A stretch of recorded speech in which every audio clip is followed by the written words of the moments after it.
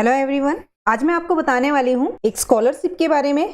Covid crisis sports scholarship, जिसको ज्योति प्रकाश के नाम से भी जाना जाता है। ये जो स्कॉलरशिप है हमारी सभी स्टूडेंट्स के लिए, जो 1 to 12 स्कूल गोइंग स्टूडेंट्स हैं और ग्रेजुएशन जो कर रहे हैं, उन सभी बच्चों के लिए दी जाती है, भी जानते हैं। तो सबसे पहले ब्राउजर पर आप ज्योति प्रकाश स्कॉलरशिप सर्च करेंगे। जैसे ही आप एंट्री करते हैं तो क्लिक करने पर आपको यहाँ से जो पेज ओपन होगा, इस पे लिखा हुआ है Covid crisis sports scholarship programme.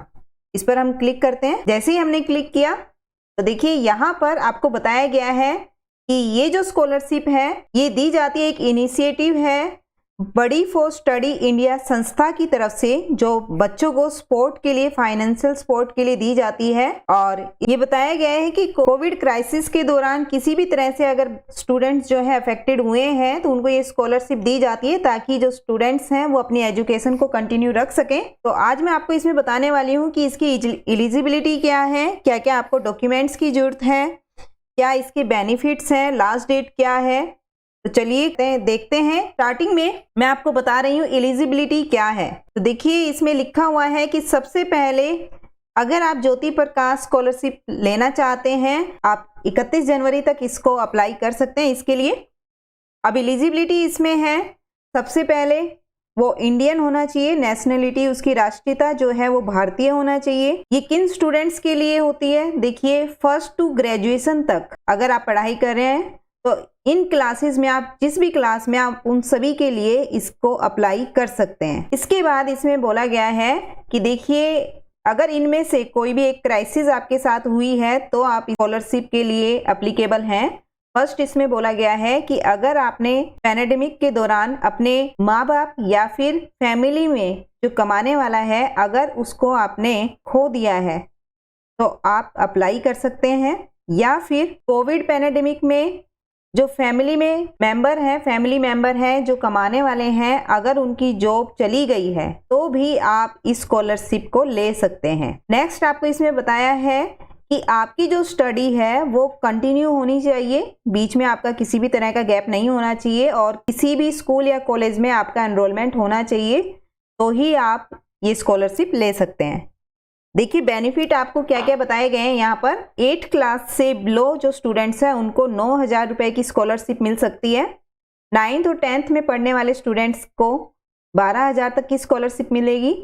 11th और 12th क्लास के स्टूडेंट्स के लिए 15,000 की स्कॉलरशिप है और ग्रेजुएशन वाले स्टूडेंट्स के लिए 18 से 30,000 रुपए तक की स्कॉलरशिप मिल सकती है। अदर बेनिफिट्स में आपको बताया गया है, इसमें आपको साथ में कैरियर काउंसलिंग और फ्यूचर के लिए आपको तैयार किया जाएगा। लर्निंग एंड डेवलपमेंट क्लासेस भी आपको मिलती रहेंगी। साथ में अब हम देख लेते हैं कि हमें किस किस डॉक्यूमेंट की यहाँ पर जरूरत होगी इस स्कॉलरशिप को अप्लाई करने के लिए। तो आपको दिया हुआ है marksheet of the previous educational degree.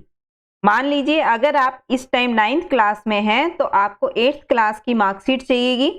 Government issued identity proof में देखिए आपको दिया हुआ है Aadhaar card, voter ID, driving licence या पैन कार्ड। इनमें से कोई भी एक आप यूज कर सकते हैं आइडेंटिटी प्रूफ के लिए। आपको जो करंट ईयर एडमिशन प्रूफ, मान लीजिए इस टाइम अगर आप 9th क्लास में हैं तो उसका प्रूफ आपको लगाना होगा। प्रूफ में आप क्या क्या लगा सकते हैं, या तो आप फीस की रिसिप्ट लगा सकते हैं, या एडमिशन का लेटर लगा सकते हैं, या इंस्टीट्यूशन आइडेंटिटी कार्ड भी आप लगा सकते हैं, या बोनाफाइड सर्टिफिकेट।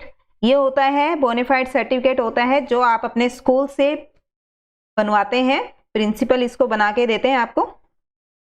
इसके बाद है क्राइसिस डॉक्यूमेंट।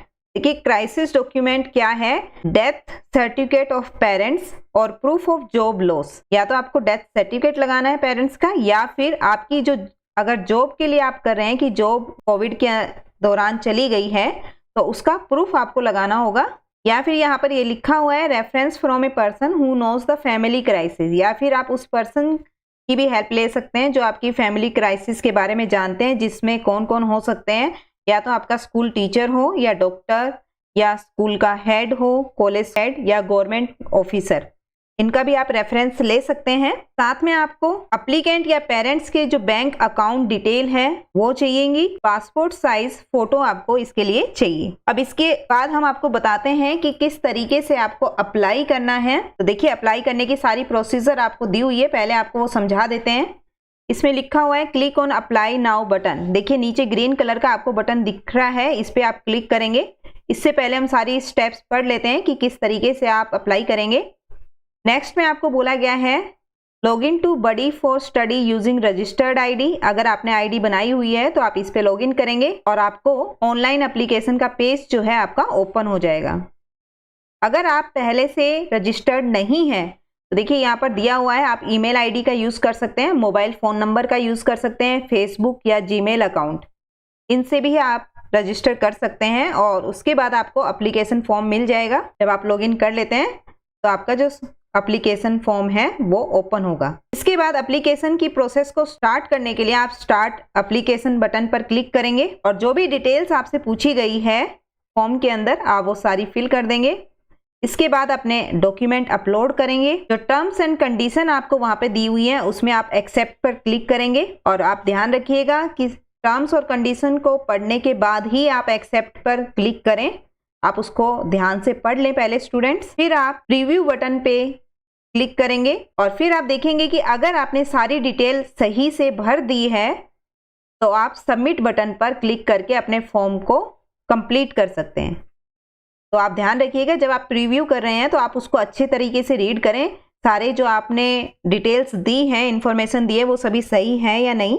अगर सही नहीं है तो आप उसको ठीक कर सकते हैं और सही है तो आप सबमिट बटन पर जैसे ही क्लिक करेंगे तो आपका फॉर्म अप्लाई हो जाएगा।